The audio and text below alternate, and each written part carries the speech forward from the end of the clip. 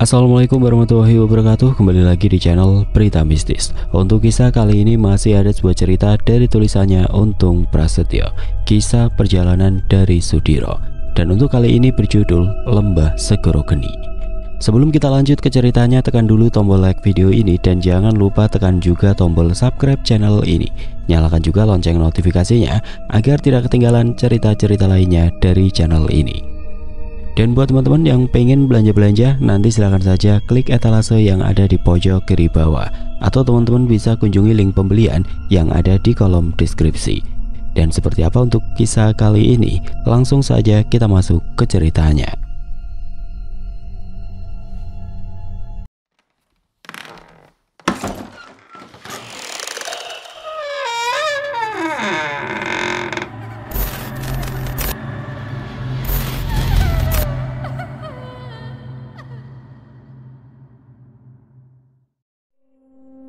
Kehilangan sosok Tirta Bagja bukan hanya mengurangi sebagian besar kekuatan Sudiro, akan tetapi hal itu juga meninggalkan kehampaan yang sulit untuk dijelaskan. Bagaimana tidak, Tirta Bagja yang selama ini menjadi bagian penting dari dirinya, sekaligus pengingat akan sisi gelap yang terus mengintainya itu, kini lenyap, meninggalkan ruang kosong yang dipenuhi perasaan bersalah dan kerinduan. Selain harus merelakan kepergian sosok makhluk gaib tersebut, Sudiro yang kini dalam keadaan rentan itu harus kembali mencari cara untuk menghadapi musuh-musuh lamanya yang tentunya masih mengincar keselamatannya. Ajian Sindung Geni yang dulu menjadi ilmu andalannya saat bertiwi krama dengan Tirta Bagja, kini hanya berupa kilatan kecil tanpa daya penuh. Selain itu, tubuhnya yang dulu mampu menahan energi besar, kini terasa lebih rapuh. Sudiro menyadari bahwa pertempurannya melawan sahabatnya kala itu tidak hanya menguras kekuatannya, tetapi juga membuka celah bagi musuh-musuhnya, baik yang terlihat maupun yang berada di balik tabir dunia gaib. Tapi beruntungnya pertempuran gaib itu berlangsung di lembah jagat maya, hingga kecil kemungkinan makhluk-makhluk gaib yang masih menyimpan dendam kepada Sudiro mengetahui hal itu. Sementara itu Widanu dengan ilmu pancaworanya yang tetap utuh, kini menjadi pelindung utama ayahnya. Ia mengambil peran sebagai penjaga yang lebih aktif, memastikan Sudiro dan juga Srikanti tidak terperosok lebih dalam ke dalam kelemahan yang bisa membahayakan mereka. Para perewangnya seperti Gatra Pawira, Kiwanasela, Kiwanataru, dan Wanarupa meskipun setia, tapi juga tampak gelisah dengan keadaan ini. Tanpa kekuatan penuh Sudiro, mereka tahu pertahanan mereka menjadi lebih terbatas. Hari-hari berikutnya mereka mulai memperkuat perlindungan di sekitar tempat tinggal mereka. Widanu bersama Gatra Pawira menciptakan lingkaran energi penjaga di sekitar rumah mereka menggunakan mantra-mantra kuno. Sementara Kiwanasela yang telah mendapatkan kekuatan sejatinya setelah kembali bertemu dengan Eyang Nagawana, memanggil air suci dari mata air di dalam hutan untuk membersihkan aura negatif yang mungkin tersisa setelah pertempuran besar itu. Sementara itu Kiwanataru dan Wanarupa memperkuat keseimbangan alam di sekitar rumah dan mengundang energi positif untuk mengalir lebih deras. Namun di balik upaya perlindungan tersebut, Sudiro mulai merasakan sesuatu yang lebih dalam. Kehilangan sosok sahabat yang juga memberinya kekuatan besar itu membuatnya kembali memikirkan tujuan sejati dari perjalanan spiritual dan kebatinannya. Ia menyadari bahwa kekuatan fisik dan ajian hanyalah alat, bukan inti dari kebijaksanaan yang ia cari selama ini.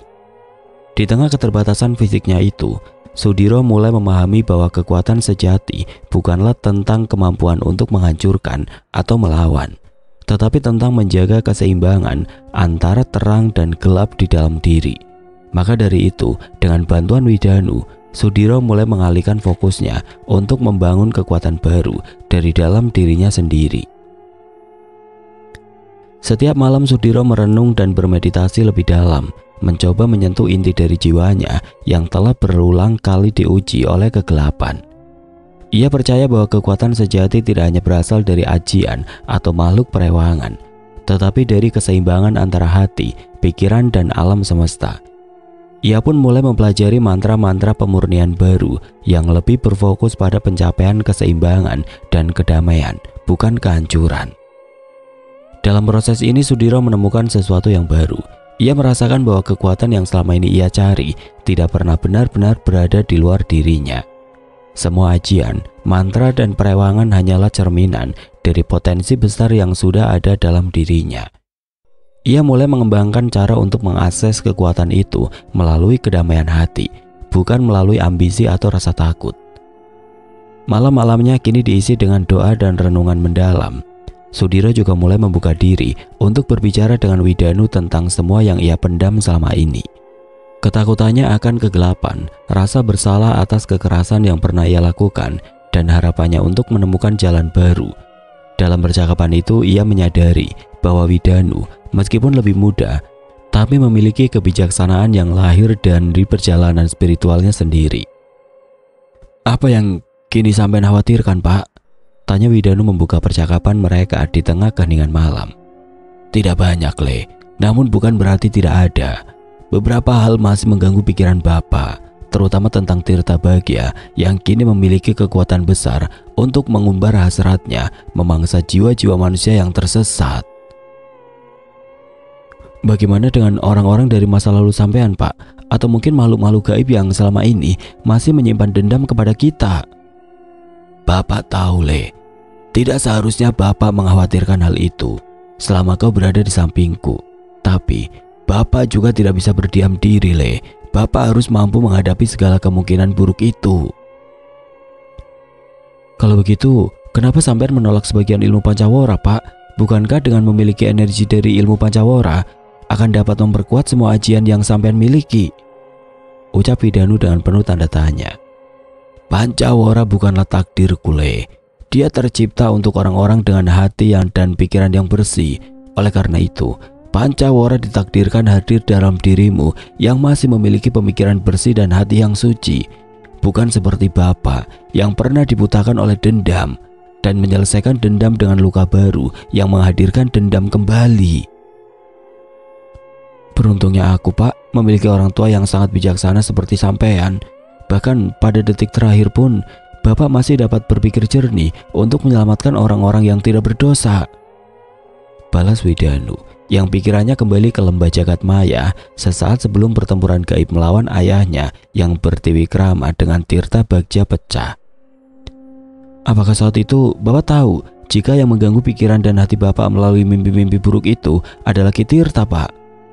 tanya Widanu yang semakin terlihat penasaran dan membuat Sudiro menghela nafas panjangnya sebelum memberikan jawaban.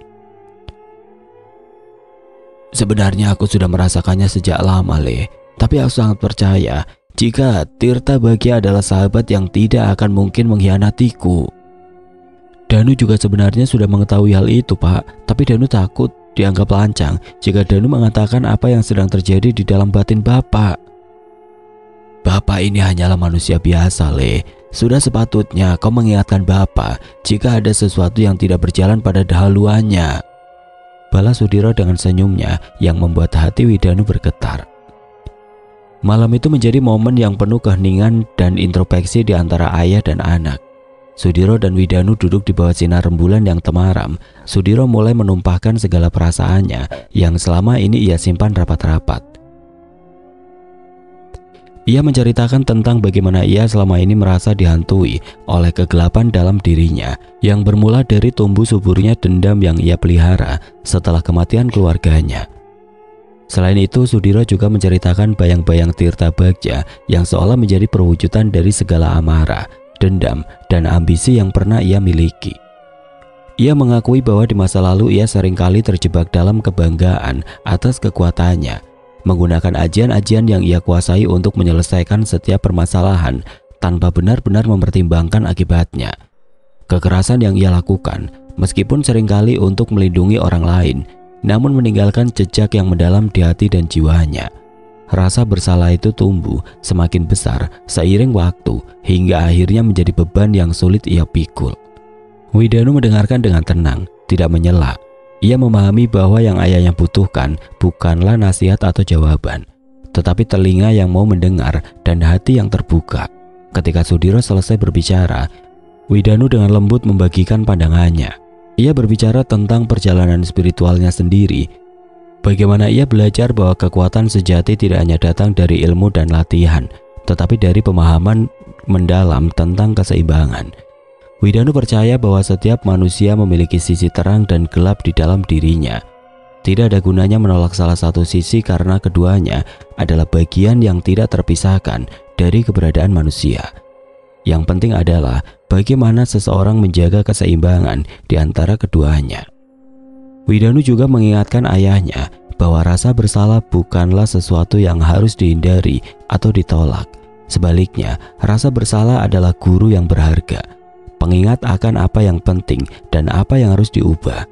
Ia meyakinkan Sudiro bahwa kesalahan masa lalu tidak mendefinisikan siapa dirinya sekarang. Selama ada tekad untuk berubah dan berbuat baik, masa depan akan selalu membawa keharapan. Perbincangan yang awalnya tampak sederhana itu mulai membuka pandangan baru bagi Sudiro. Ia merasa beban di hatinya mulai terangkat sedikit demi sedikit.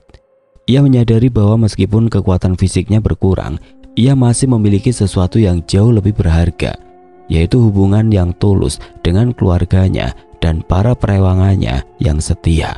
Mereka tidak hanya sekedar pelindung, tetapi juga teman sejati dalam perjalanan spiritualnya.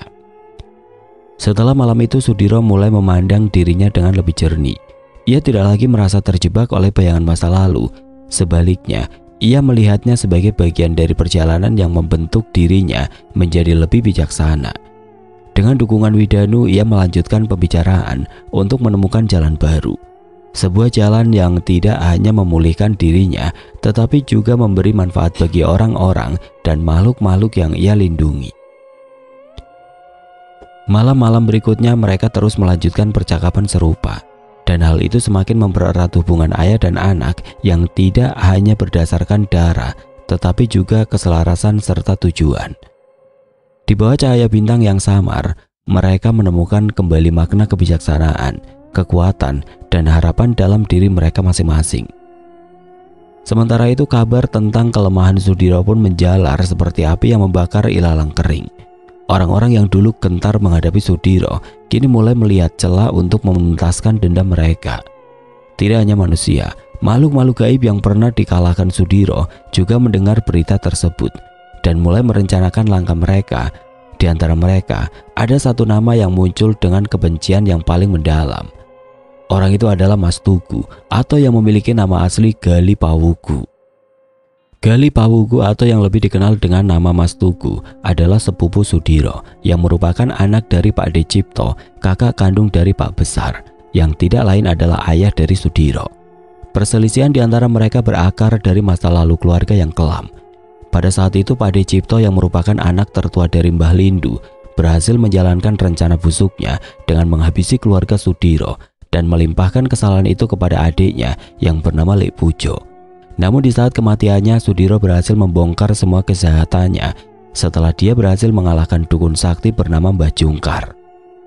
Kejahatan yang dilakukan oleh Pak De Cipto pun diungkapkan oleh Lek Pujo dan juga Mbah Jungkar sendiri di depan jenazah Pak De Cipto, dan hal itulah yang membuat Mas Tugu merasa dipermalukan oleh Sudiro. Dendam itu diwariskan kepada Gali Pawugu yang tumbuh dengan kebencian mendalam terhadap Sudiro.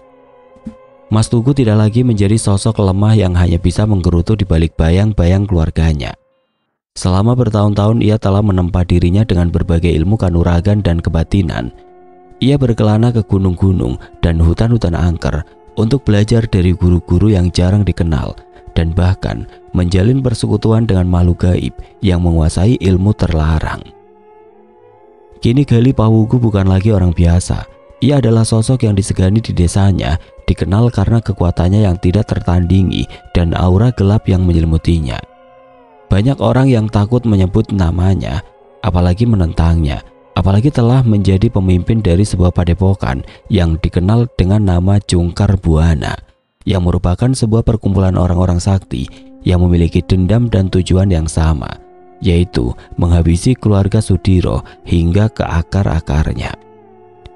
Ketika mendengar kabar tentang kelemahan Sudiro, Mas Tugu merasa bahwa saat pembalasan telah tiba. Ia mulai merencanakan serangan yang tidak hanya melukai Sudiro secara fisik, tetapi juga menghancurkan apa yang tersisa dari harga dirinya.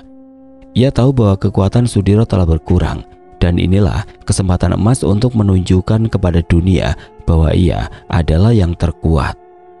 Mas Tugu yang telah mengetahui sepak terjang Sudiro pun tidak hanya mengandalkan kekuatannya sendiri.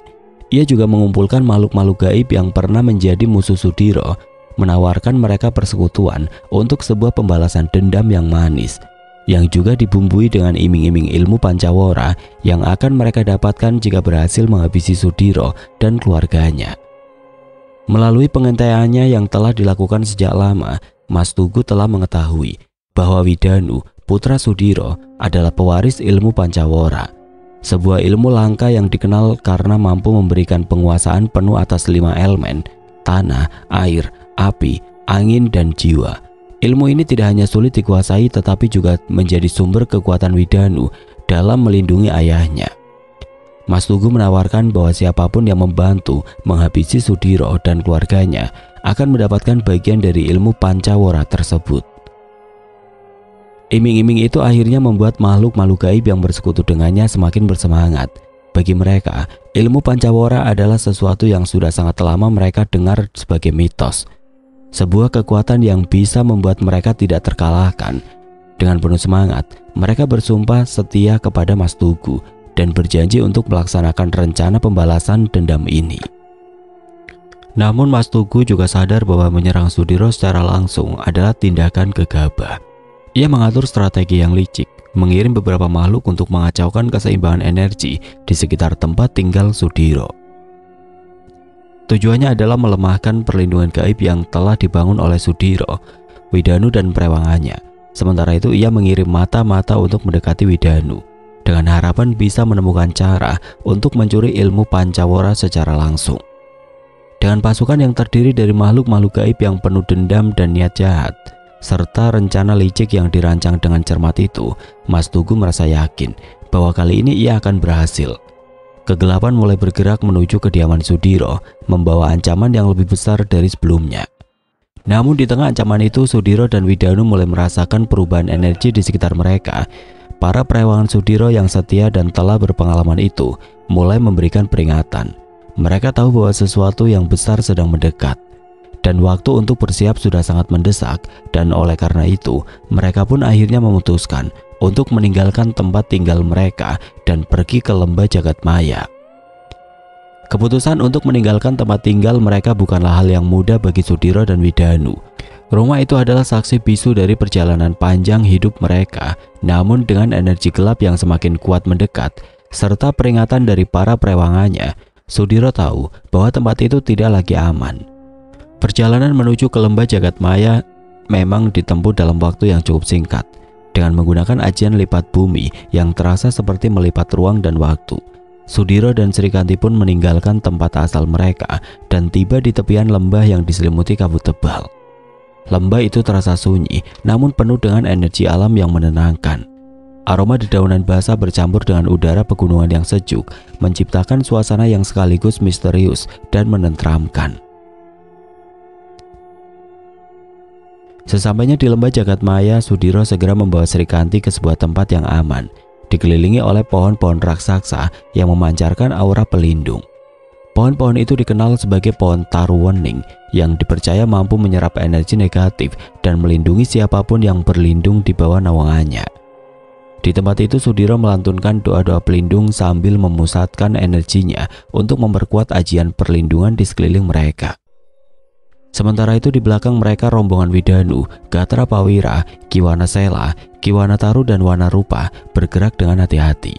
Tugas mereka adalah memastikan bahwa jejak energi yang ditinggalkan oleh ajian lipat bumi tidak dapat dideteksi oleh musuh-musuh mereka. Widanu yang memiliki kepekaan tinggi terhadap perubahan energi memimpin usaha ini. Ia menggunakan ilmu Pancawara untuk menyelaraskan energinya dengan elemen alam di sepanjang jalur perjalanan mereka, menyamarkan jejak dengan menyebar partikel energi yang serupa dengan lingkungan sekitar. Kiwana Sela dan Kiwana Taru bekerja sama menggunakan elemen tanah dan pepohonan untuk menyembunyikan jejak langkah mereka secara fisik. Setiap tempat di mana rombongan mereka melintas, mereka menutupinya dengan akar-akar pohon atau menyamarkan jejak di tanah menggunakan pasir dan dedaunan. Gatra Pawira dan Wanarupa mengambil posisi bagian belakang rombongan, berjaga-jaga terhadap kemungkinan serangan mendadak.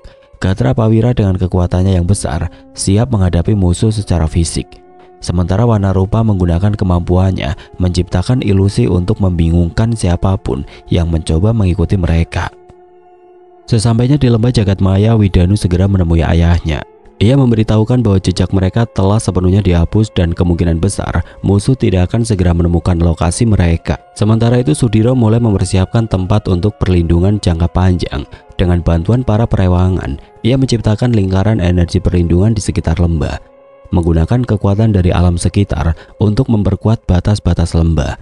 Namun meskipun mereka telah tiba dengan selamat, Sudiro tidak berpuas diri. Ia tahu bahwa ini hanyalah awal dari ujian yang lebih besar. Di bawah naungan lembah jagat maya, Sudiro, Widanu dan para perewangan mereka mulai merancang strategi baru. Mereka sadar bahwa bertahan saja tidak akan cukup. Mereka harus memanfaatkan waktu di lembah untuk memperkuat diri, menemukan kelemahan musuh, dan mempersiapkan serangan balik jika diperlukan. Kenapa kita tidak menghadapi mereka saja, Diro, agar kita tahu siapa yang menjadi musuh kita saat ini? Tanya Gatra Pawira sambil mendengus. Walau energi mereka tidak terlalu besar, tapi jumlah mereka sangat banyak, Wira. Sangat beresiko jika kita menjalani pertempuran di desa yang dipenuhi oleh orang-orang tidak berdosa. Balas Sudiro menjelaskan alasannya.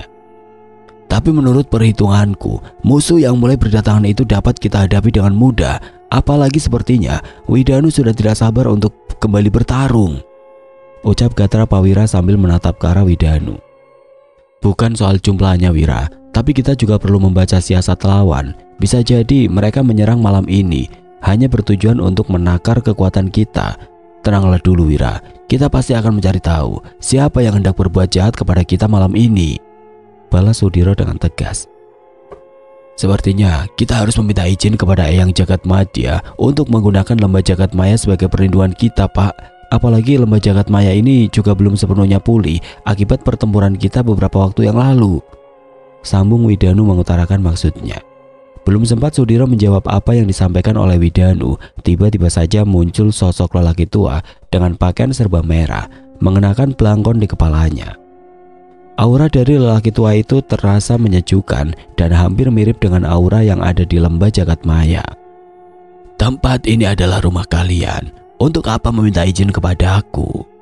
Ujar sosok lelaki tua yang berjalan ke arah tempat di mana Sudiro, Widanu dan Srikanti serta Gatra Pawira dan yang lainnya berada. Sembah sungkem lan bektiku, Eyang, balas Sudiro seraya memberi hormat kepada sosok lelaki tua yang tidak lain adalah Eyang Jagat Madya.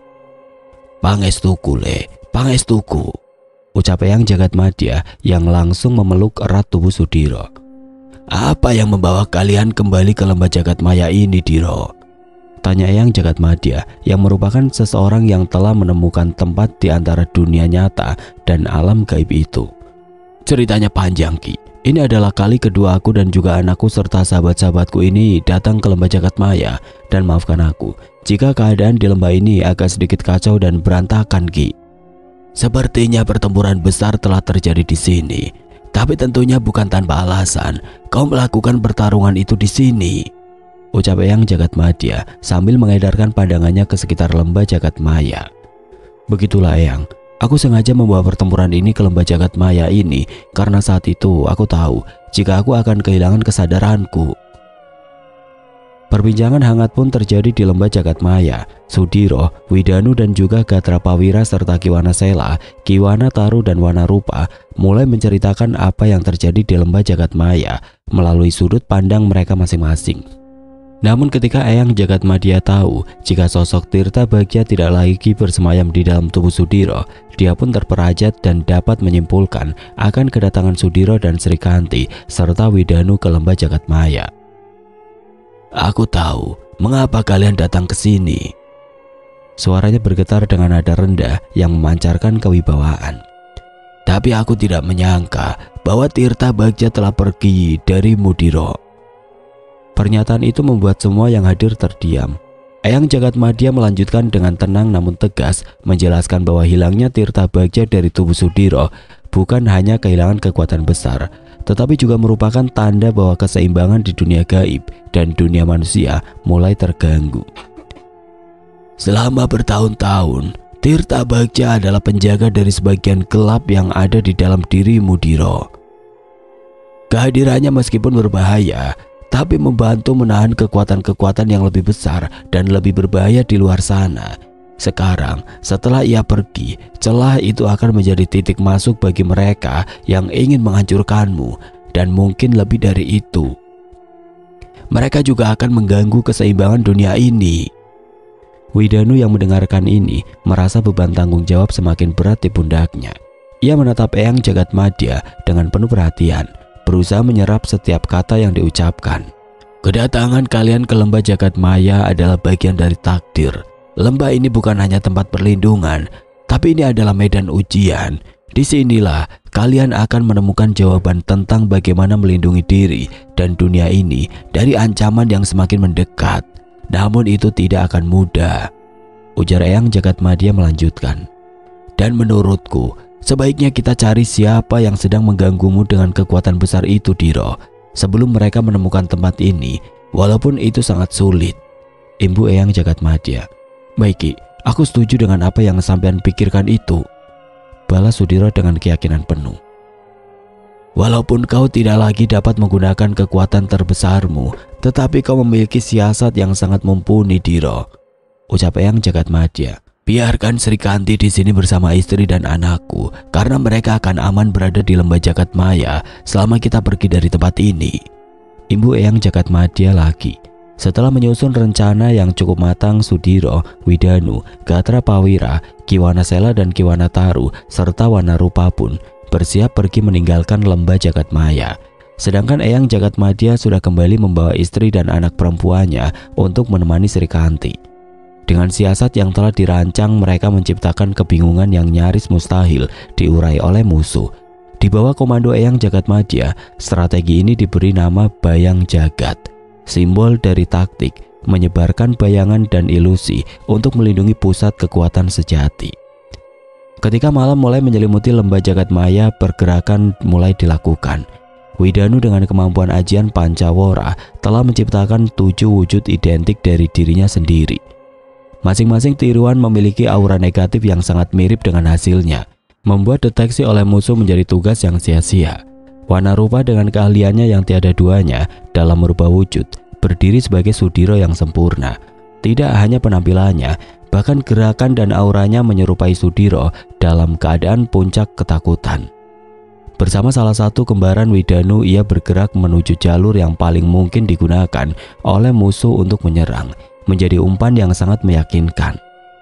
Sementara itu Sudiro sendiri memanfaatkan ajian Si Bandung Hiji menciptakan 2 wujud lain dari dirinya.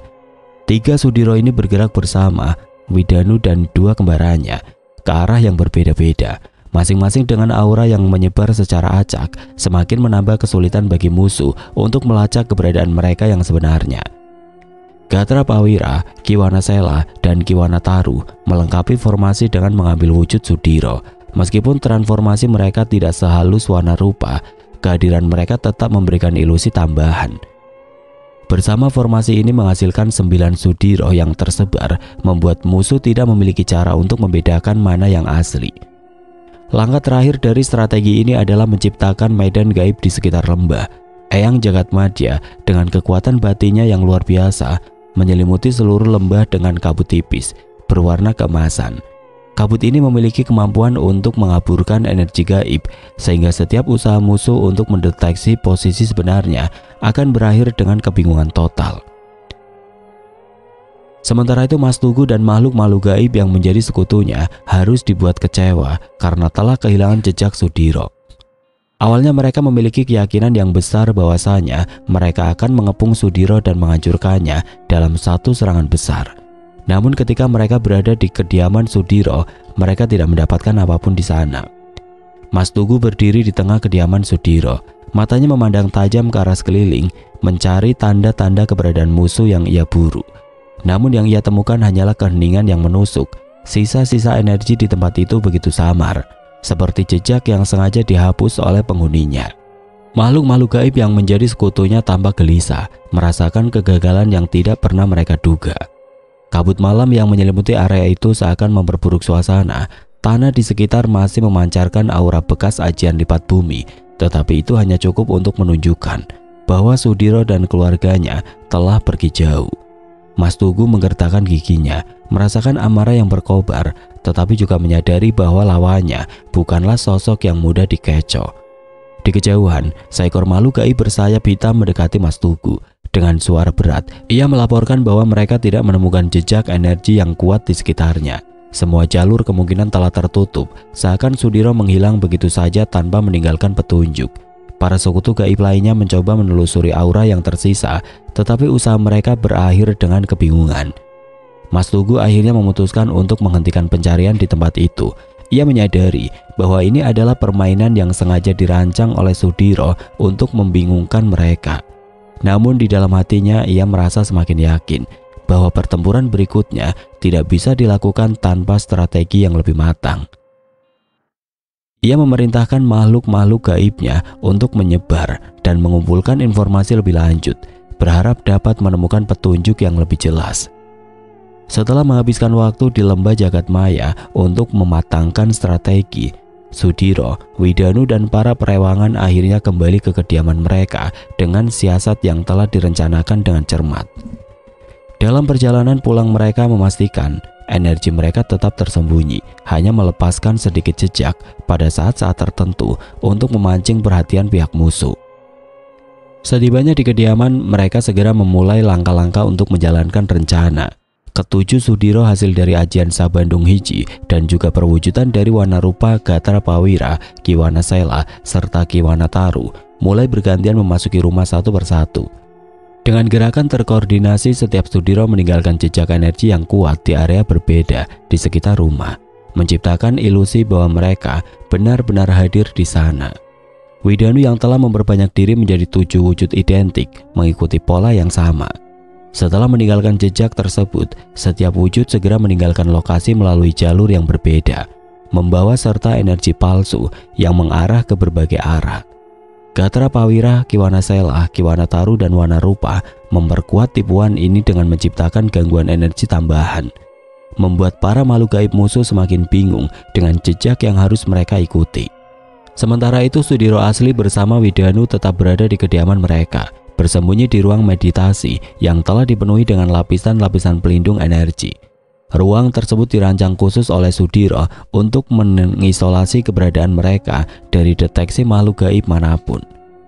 Di luar, rencana mereka mulai membuahkan hasil. Makhluk-makhluk gaib yang menjadi sekutu Mas Tugu tiba di sekitar kediaman Sudiro, merasakan gelombang energi yang bercabang-cabang ke berbagai arah. Mereka segera terpecah menjadi kelompok-kelompok kecil, masing-masing mengikuti jejak yang berbeda. Mereka percaya bahwa mereka sedang mengejar Sudiro asli atau Widanu yang sebenarnya. Tapi kenyataannya mereka hanya mengikuti bayangan ilusi yang telah dirancang dengan sangat teliti. Mas Tugu yang memimpin dari kejauhan mulai merasa sesuatu yang ganjil, namun kesombongan dan keyakinannya bahwa ia akan menang membuatnya terus melanjutkan rencana pengejaran.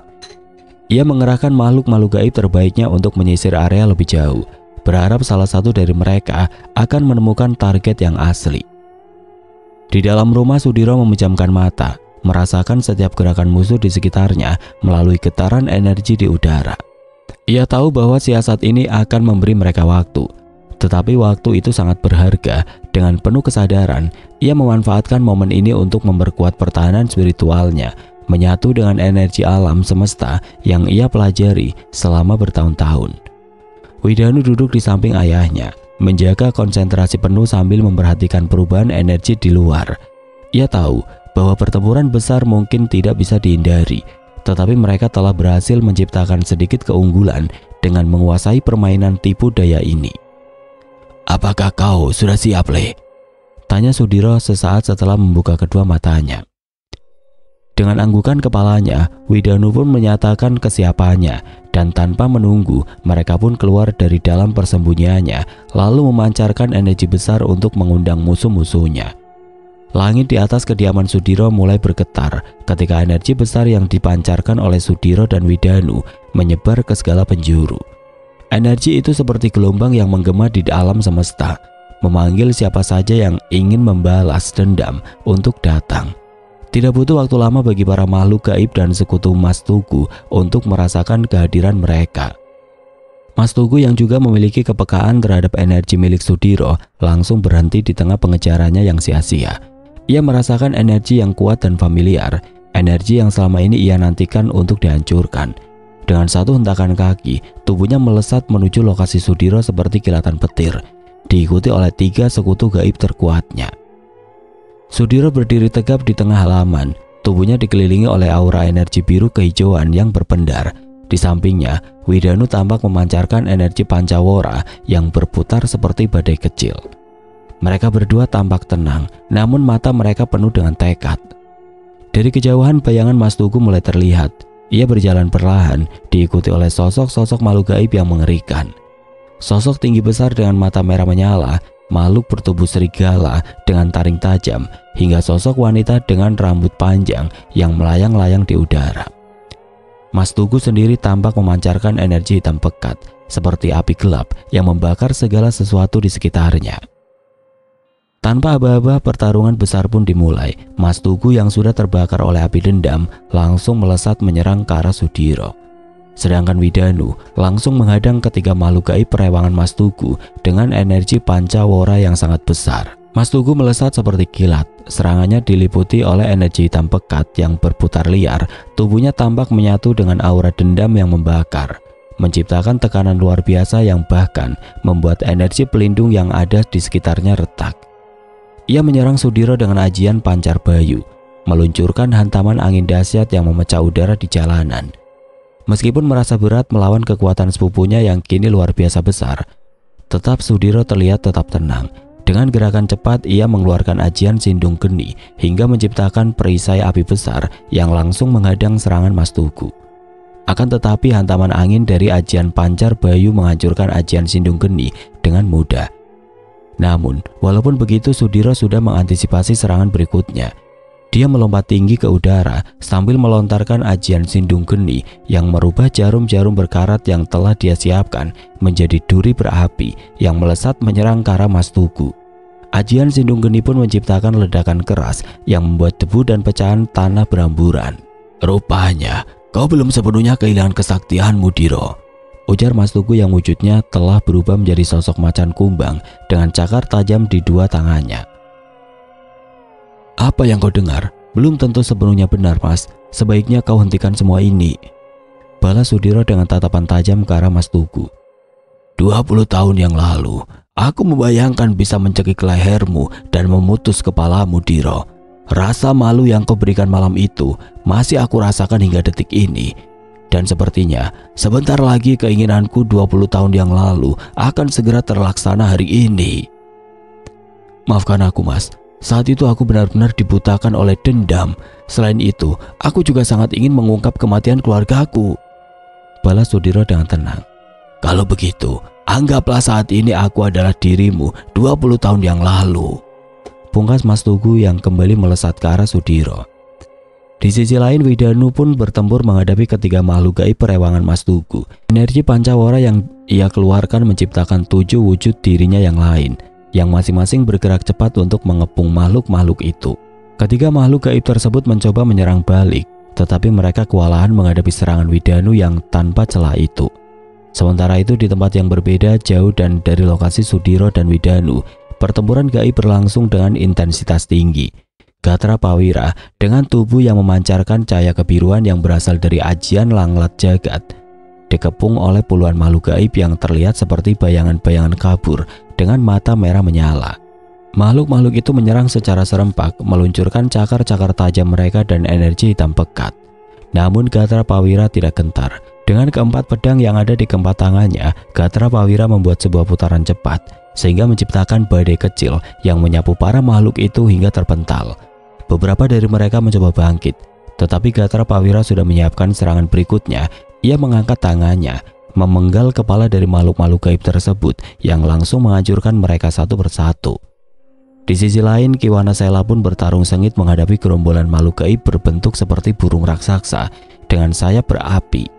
Burung-burung itu meluncurkan bola api dari paruh mereka, membakar pohon-pohon di sekitarnya. Kiwana Sela merapal ajian Banyu Sandi, menciptakan dinding air yang melindungi dari serangan tersebut. Dengan satu gerakan gesit, ia mengubah dinding air itu menjadi tombak-tombak cair yang melesat cepat, menusuk tubuh makhluk-makhluk gaib itu dan membuat mereka menghilang menjadi kepulan asap. Sementara itu Kiwanataru yang dikepung oleh sekelompok makhluk berbentuk raksasa kecil dengan tubuh bersisik hijau dan taring panjang. Makhluk-makhluk itu menyerangnya dari segala arah, tetapi Kiwanataru memiliki keunggulan di medan yang penuh pepohonan. Ia merapal ajian alas panjang, menghidupkan akar-akar pohon di sekitarnya. Akar-akar itu bergerak seperti ular, melilit tubuh para makhluk tersebut dan menghancurkan mereka dengan kekuatan yang luar biasa. Wana Rupa dengan kemampuan berubah wujud menghadapi musuh-musuhnya dengan strategi yang cerdik. Ia mengubah dirinya menjadi seekor naga emas besar, memancarkan aura yang begitu kuat, sehingga membuat beberapa makhluk gaib langsung kabur ketakutan. Namun sebagian makhluk yang tersisa mencoba melawan. Dengan satu hembusan nafasnya, Wana Rupa menciptakan gelombang energi api yang membakar para makhluk itu hingga habis. Keempat perewangan Sudiro itu menunjukkan kesaktian mereka yang luar biasa. Tidak hanya dalam kekuatan tetapi juga kecerdasan dalam bertarung. Dalam waktu singkat, medan pertempuran yang tadinya dipenuhi dengan energi gaib yang mencekam menjadi hening kembali. Hanya sisa-sisa kabut hitam dan bekas luka di tanah yang menjadi saksi bisu pertempuran tersebut. Setelah memastikan bahwa tidak ada lagi ancaman, mereka berkumpul di titik pertemuan yang telah disepakati sebelumnya. Dengan tubuh yang tetap siaga dan energi mereka yang belum sepenuhnya dipulihkan, mereka memutuskan untuk segera kembali ke tempat Sudiro dan Widanu berada. Meskipun pertempuran telah mereka menangkan, mereka tahu bahwa ini adalah awal dari ancaman yang lebih besar yang mungkin akan datang. Sementara itu pertarungan antara Sudiro dan Mas Tugu semakin sengit. Mas Tugu melancarkan serangan brutal dengan kombinasi ajian Guntur Wisa, meluncurkan kilatan petir bercampur racun yang menghantam ke tubuh Sudiro. Sudiro melompat mundur menghindari serangan itu dengan selisih yang tipis. Setelah itu ia segera merapal kala geni, menciptakan lingkaran pelindung di sekelilingnya untuk menahan serangan berikutnya. Mas Tugu tidak memberikan Sudiro waktu untuk bernapas. Ia melompat dengan kecepatan tinggi, mengayunkan tangannya yang kini berselimut energi hitam, menghantam lingkaran pelindung Sudiro dengan kekuatan penuh. Pelindung itu retak, tetapi cukup untuk memberi Sudiro waktu untuk melancarkan serangan balasan. Dengan gerakan cepat ia merapal ajian Wisa Geni, meluncurkan gelombang energi biru yang menyerang langsung ke dada Mas Tugu, membuatnya terlempar beberapa meter ke belakang. Akan tetapi yang baru saja dihantam oleh Sudiro itu bukanlah perwujudan asli Mas Tugu, dan tanpa disadari oleh Sudiro, Mas Tugu yang asli mencengkram kedua bahunya dari arah belakang dan langsung menendangnya dengan kekuatan penuh. "Bersiaplah Diro, aku akan mencekik lehermu dan mematahkannya," ujar Mas Tugu sambil melesat ke arah Sudiro. Namun dengan sigap Sudiro menghindar. Walaupun telah terkena serangan telak dari Mas Tugu, tetapi tampaknya Sudiro tidak mendapati luka sedikit pun. "Mustahil, tanpa perewangan yang ada di dalam tubuhmu, mustahil kau bisa bangkit Diro," ujar Mas Tugu dengan wajah yang terlihat sangat kesal. "Kau salah Mas, aku tetaplah Sudiro walau tanpa perewanganku itu, dan sebelum aku bertemu dengan Tirta Bagja, aku sudah memiliki bedong mayit yang mampu menahan ajian sakti, bahkan senjata pusaka sekalipun," balas Sudiro sambil mengeluarkan ajian Sindung Geni yang kini telah mengepung tubuh Mas Tugu. "Kau pikir aku akan mati dengan ajianmu ini Diro? Aku bukanlah Mbah Jungkar dan bukan juga Mbah Sronggot yang dapat kau kalahkan dengan mudah. Tapi aku adalah Gali Pawuku, penerus Tracipto Dikyo," balas Mas Tugu dengan energi yang meningkat pesat. "Siapapun dirimu, kau sudah kalah ketika kau menginjakan kaki di tempat ini Mas. Apa kau tidak pernah merasa jika tempat ini adalah sebuah dimensi lain yang diciptakan oleh ilmu Pancawara?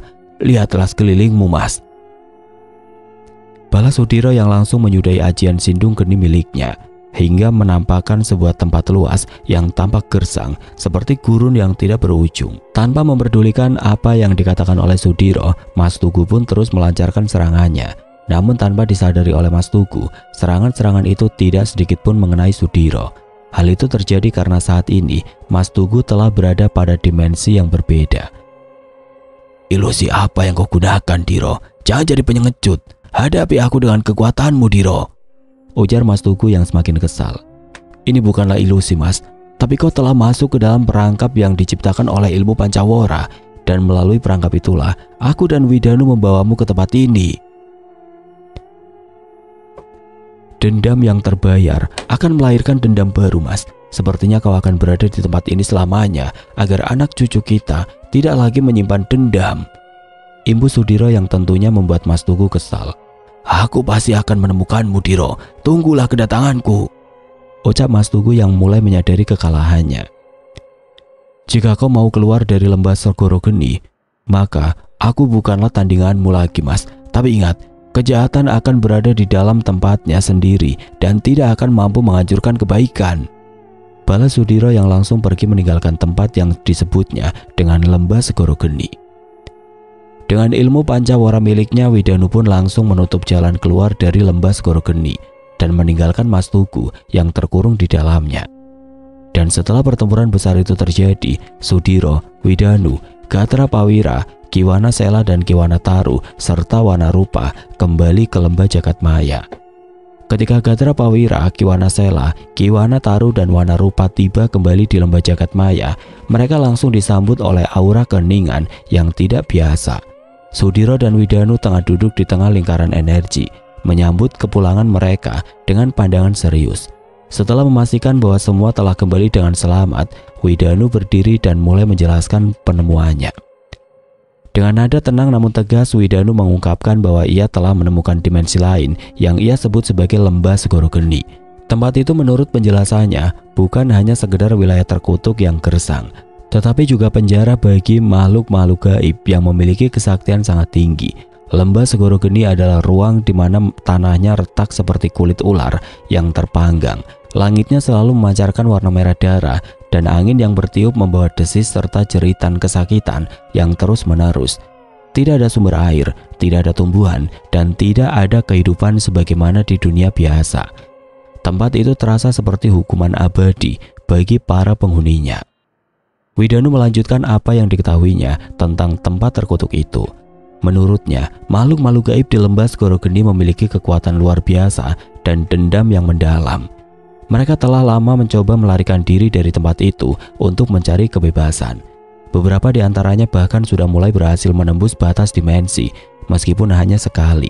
Ia yakin energi yang mereka pancarkan merupakan ancaman besar yang bisa membahayakan keseimbangan dunia, baik bagi manusia maupun makhluk gaib lainnya. Para perewangan terdiam mendengar penjelasan tersebut, memahami besarnya ancaman yang mungkin datang. Namun Widanu menekankan bahwa ia tidak menemukan tempat itu secara kebetulan. Ada semacam tarikan energi yang membawanya ke sana, seolah lembah Segoro Geni memiliki kaitan tertentu dengan peristiwa-peristiwa yang mereka jalani, termasuk kekuatan Tirta Bagya yang pernah bersemayam di tubuh Sudiro. Sudiro yang mendengarkan dengan penuh perhatian akhirnya menegaskan bahwa penemuan ini tidak boleh diabaikan. Jika makhluk-makhluk di lembah Segoro Geni berhasil keluar, mereka tidak hanya akan mencari kebebasan, tetapi juga mungkin membawa kehancuran besar. Meski tubuhnya kini tidak lagi sekuat sebelumnya, ia merasa tanggung jawab ini adalah bagian dari perjalanan spiritualnya untuk menebus kesalahan masa lalu. Dengan perasaan campur aduk antara kewaspadaan dan tekad, Sudiro kembali merenung. Ia tahu perjalanan ini akan menguji batas-batas kekuatan dan kebijaksanaannya. Namun ia juga yakin bahwa di tengah kegelapan masih ada secerca harapan dan sebuah kesempatan untuk menemukan keseimbangan sejati antara terang dan gelap. Oke teman-teman, sekian untuk kisah kali ini. Bagaimana menurut kalian tentang kisah ini? Tulis komentar kalian di kolom komentar. Dan buat teman-teman yang baru bergabung, jangan lupa untuk like, komen, share, serta subscribe channel ini. Dan nantikan kisah-kisah horor berikutnya tetap di channel Berita Mistis. Wassalamualaikum warahmatullahi wabarakatuh.